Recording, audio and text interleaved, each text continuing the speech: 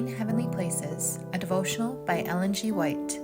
In Right Relation to God, January 26th. Jesus answered and said unto him, If a man love me, he will keep my words, and my Father will love him, and we will come unto him, and make our abode with him. John 14, verse 23. Consider the familiar relation Christ here brings to view as existing between the Father and his children.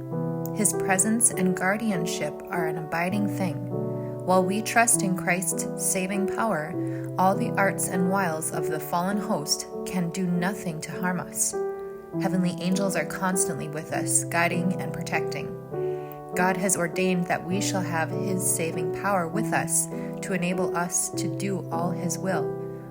Let us grasp the promises and cherish them moment by moment. Let us believe that God means just what he says.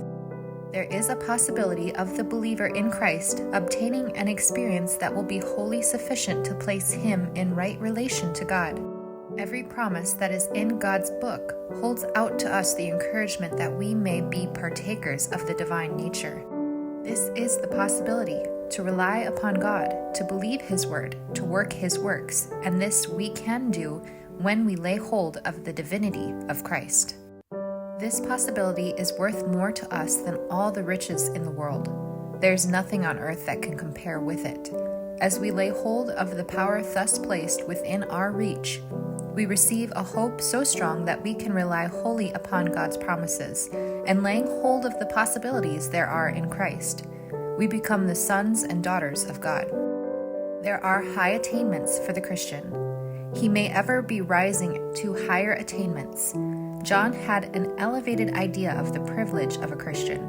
He says, Behold, what manner of love the Father hath bestowed upon us, that we should be called the sons of God. 1 John 3, verse 1. It is possible for humanity to rise to a higher dignity than is here implied. To man is granted the privilege of becoming an heir of God and a joint heir with Christ. To those who have been thus exalted are unfolded the unsearchable riches of Christ, which are of 1,000-fold more value than the wealth of the world. Thus, through the merits of Jesus Christ, finite man is elevated to fellowship with God and with his dear Son.